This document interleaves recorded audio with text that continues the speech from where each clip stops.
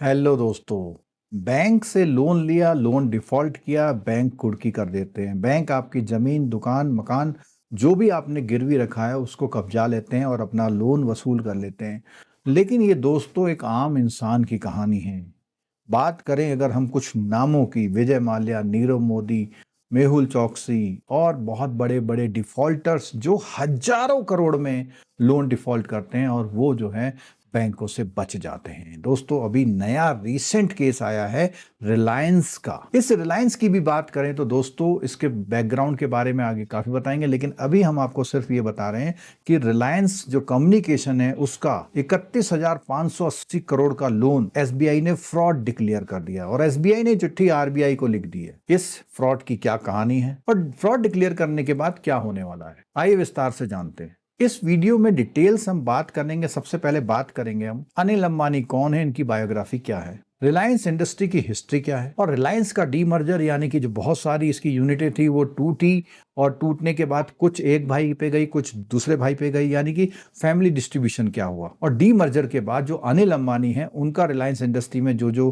Control था उस पर क्या प्रभाव पड़ा। आज की तारीख में एसबीआई ने इसे फ्रॉड डिक्लेयर कर दिया है उनके उस लोन को, और इस फ्रॉड डिक्लेयर करने के बाद क्या होने वाला। तो दोस्तों सबसे पहले हम बात करते हैं बायोग्राफ। दोस्तों अभी तक आपने अगर वीडियो लाइक नहीं किया तो लाइक कर लीजिए, चैनल को सब्सक्राइब कर लीजिए, बेल आइकन दबाना मत भूल। आगे वीडियो बहुत इंटरेस्टिंग है, पूरा वीडियो देखिएगा जरूर। अगर इंडियन बिजनेस इंडस्ट्री की कुछ खास फिगर्स की बात की जाए तो अनिल अंबानी उनमें से एक है। दुनिया के सबसे अमीर आदमी से बैंकरप्सी तक आने का सफर इन्होंने तय किया है। 4 जून 1959 को जन्मे अनिल अंबानी भारत से ग्रेजुएशन किया। उसके बाद 1983 में वार्टन स्कूल जो कि यूनिवर्सिटी ऑफ पेंसिल्वेनिया का है वहां से कंप्लीट करी। भारतीय फिल्म इंडस्ट्री की मशहूर अदाकारा टीना मुनीम से उन्होंने 1991 में शादी की। अनिल अंबानी धीरूभाई अंबानी की 2 औलादों में से एक हैं जो कि गुजराती फैमिली से बिलोंग करते हैं। शुरुआती तौर पर अनिल अंबानी मुंबई में ही उनका टाइम गुजरा था। जुलाई 2000 में इस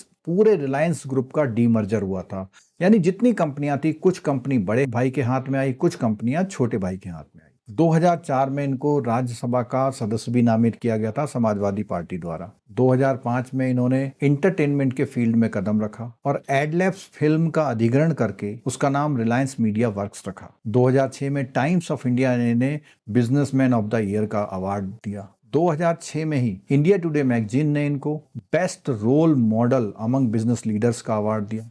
2008 में रिलायंस पावर का आईपीओ आया, 60 सेकंड में ही 12,000 करोड़ जुटाए और यही नहीं, लगभग 70 गुना सब्सक्राइब हुआ, यानी इतना पैसा आया उस समय। 2015 में स्टीवन स्पीलबर्ग के साथ इन्होंने अपना एक जॉइंट वेंचर शुरू किया। 2020 में यूके के कोर्ट ने बैंकरप्सी डिक्लेयर कर दिया। इतनी बातें तो हम कर रहे हैं, लेकिन ये रिलायंस इंडस्ट्री कैसे शुरू हुई। 1958 में धीरूभाई अंबानी ने एक स्मॉल बिजनेस वेंचर शुरू किया जिसमें स्पाइसेस और पॉलिएस्टर का जो धागा है इन 2 चीजों पर काम किया। 1965 में उन्होंने मसाले का बिजनेस खत्म कर दिया और जो धागे का बिजनेस है उसे कंटिन्यू किया। और 1966 में महाराष्ट्र में रिलायंस टेक्सटाइल लिमिटेड नाम की कंपनी चालू हो जाती। 1975 में ये अपनी कंपनी, अपना बिजनेस विमल शूटिंग्स आपने सुना होगा, उसके साथ शुरू करती। 1977 में इसका पहला आईपीओ आता है। 1985 में जो रिलायंस टेक्सटाइल लिमिटेड कंपनी थी इसका नाम रिलायंस इंडस्ट्रीज लिमिटेड कर दिया जाता है, क्योंकि ऐसा करने से वो उस कंपनी से और कामों में भी हाथ आजमा सकते हैं। 1995-96 में जो टेली कम्युनिकेशन का सेक्टर इंडिया में ग्रो कर रहा था ये वहां पर अपने हाथ आजमाते हैं। नाइनेक्स नाम की अमेरिकन कंपनी के साथ जॉइंट वेंचर शुरू करते हैं, Reliance telecommunication private limited नाम से कंपनी। और इस समय जो हमारे जो इकोनॉमिक रिफॉर्म्स का दौर चल रहा था उसमें 1995-96 में टेलीकॉम लाइसेंस के लिए एक ऑक्शन सिस्टम चला करता था।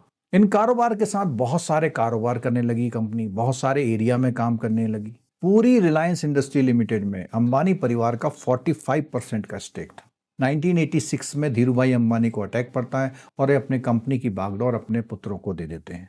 जुलाई 2002 में धीरूभाई अंबानी की मृत्यु हो जाती है और उसके बाद कंपनी का मैनेजमेंट दोनों भाइयों में बंट जाता है। 2005 में दोनों भाइयों में डिस्प्यूट होता है और इसका असर, क्योंकि पूरे इंडिया में एक बहुत बड़ा बिजनेस हाउस था, तो राजनीतिक पार्टियों में इसकी हलचल होने लग गई कि भैया इसको किसी तरह जल्दी से रिजॉल्व किया जाए। और उनकी माता कोकिलाबेन 2005 में मध्यस्थता करती है और इसका बंटवारा करवाती है। 2005 में कंपनी स्प्लिट हो जाती है। मुकेश अंबानी के नाम रिलायंस इंडस्ट्री आती है और इंडियन पेट्रोकेमिकल्स कॉरपोरेशन लिमिटेड आती है। वहीं अनिल अंबानी के पास telecom, power, entertainment, financial services, Reliance infrastructure, Reliance capital, Reliance natural, ये कंपनियां आती हैं। जैसा कि हमने पहले बात करी, स्टीवन स्पीलबर्ग के साथ मिल करके जो रिलायंस एंटरटेनमेंट था उसने कुछ फिल्में भी बनाई थी। The Help, War Horse, Lincoln, Green Book. 2007 तक आते आते अनिल अंबानी की नेटवर्थ 3 गुना बढ़ जाती है, जो कि $45 बिलियन के आसपास होती है। वहीं मुकेश अंबानी की जो नेटवर्थ है वो $49 बिलियन के आसपास होती है। जब रिलायंस पावर का आईपीओ आया तो 60 सेकंड में 12,000 करोड़ आ गए, लेकिन कुछ ही समय में इसकी वैल्यू जो है 20% तक डाउन हो गई। जो अनिल अंबानी का टेलीकम्युनिकेशन का बिजनेस था, अगर आपको याद होगा तो 2004, 5, 6, 7 के आसपास हर घर में मोबाइल की इनकी एक स्कीम, केवल 501 रुपया दीजिए और एक मोबाइल हैंडसेट मिलता था और उसमें कॉलिंग मिलती थी। तो ये जो स्कीम चली तो इसने देश के बहुत से लोगों के हाथ में मोबाइल पहुंचाया और ये टेक्नोलॉजी थी CDMA, code division multiple access. इसमें कोई सिम नहीं डलता था, फोन में ही उसके सिग्नल सीधे टावर से आते थे और इसके लिए उन्होंने एक अमेरिका की कंपनी से करार किया। उस समय जीएसएम का दौर, जीएसएम सिम का दौर जो आज भी चलते हैं वो चल रहा था, लेकिन ऐसा माना जाता कि शायद सीडीएमए जो है जीएसएम को खा जाएगी। लेकिन जीएसएम तकनीक और बढ़ती गई, अल्टीमेटली क्या हुआ, सीडीएमए तकनीक खा गई और जीएसएम तकनीक आज भी चल रही है। क्योंकि सीडीएमए तकनीक जो थी केवल 2G और 3G को ही सपोर्ट करती थी। मुझे अच्छी तरह याद है कि 2004 में ट्रेन में बैठे बैठे लैपटॉप से उस फोन के वायर केबल से इंटरनेट कनेक्ट करके मैंने वीडियो और फोटो अपलोड करी थी और इंटरनेट पे शेयर करी थी, ट्रेन से चलते चलते। तो इतनी अच्छी टेक्नोलॉजी उस समय चल रही थी। लेकिन क्योंकि जीएसएम जो है 4G 5G भी सपोर्ट करता है, तो वहां पर इसको एक सेटबैक लगा। अब टेलीकॉम में अगर विस्तार करना है तो इन्होंने बहुत सारे टावर खोले, बहुत सारा इंफ्रास्ट्रक्चर लगाया, बहुत सारी जो है टेक्निक्स खरीदी और रिलायंस कम्युनिकेशन के लिए 30,000 करोड़ का ये लोन ले लें। 50,000 करोड़ की एक डील करते हैं जीटीएल नामक कंपनी के साथ, जो कि फेल हो जाता है। और वर्ष 2011 में आता है 2G स्पेक्ट्रम घोटाला और उसमें जो है टेलीकॉम सेक्टर के लाइसेंस रद्द कर दिए जाते हैं। उसमें जो इनका रिलायंस कम्युनिकेशन का लाइसेंस भी रद्द हो जाता है। 2012 में एयरटेल, वोडाफोन, ये सब कंपनियां रिलायंस कम्युनिकेशन के पीछे थी और 2016 आते आते ये सब कंपनियां रिलायंस कम्युनिकेशन को पछाड़ देती और इस तरह से रिलायंस कम्युनिकेशन का कर्जा बढ़ता चला जाता है। असली चोट तो तब लगती है जब 2016 में मुकेश अंबानी अपना जियो लॉन्च करते हैं और फ्री डेटा दे करके बाजार का बहुत बड़ा हिस्सा वो एक्वायर कर लेते हैं। 30,000 का लिया हुआ कर्ज 2017 में 43,000 करोड़ हो जाता है। 2018 में एक इरिक्सन नाम की कंपनी होती है, वो इन पर केस कर देती है सुप्रीम कोर्ट में और 50 करोड़ का दावा इन पर तय हो जाता है। उस समय इनके भाई इनको 450 करोड़ की मदद देके बड़ी मुश्किल से छुटकारा दिलवाते हैं और ये जेल जाने से बच जाते हैं। 2019 में, क्योंकि 2016 में एक्ट आया था, 2019 में जो एनसीएलटी है, नेशनल कंपनी लॉ ट्रिब्यूनल है, इनकी कंपनी को इंसॉल्वेंट घोषित कर देती है और इनके एसेट को बेचना शुरू करती है। 2020 में जो चाइनीज बैंक का ये लोन नहीं दे पाए थे वो लंदन में अपील करती है और लंदन में जब अपील करती है तो वहां पे इनको जो है बैंकरप्ट घोषित किया जाता है लंदन कोर्ट द्वारा।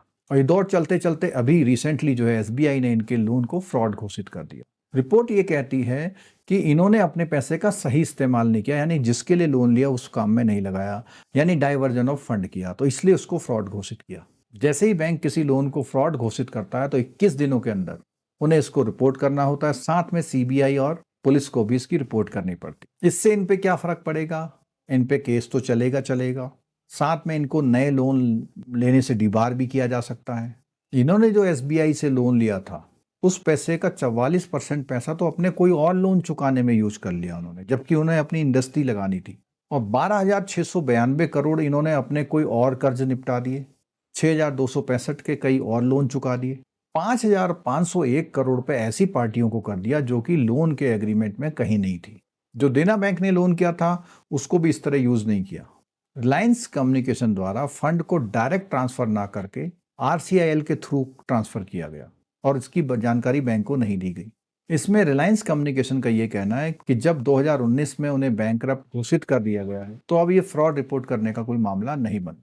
तो दोस्तों, इस पूरी कहानी में हमने देखा कि देश की नामी उद्योग संस्था जिसके 2 बच्चों पे बड़े-बड़े उद्योग थे, उसमें से एक बच्चा अभी भी जो है काफ़ी तरक्की कर रहा है। मुकेश अंबानी और उसकी परिवार आपने देखा होगा कि दसियों हज़ार करोड़ तो शादियों में उड़ा दे रहे हैं वो।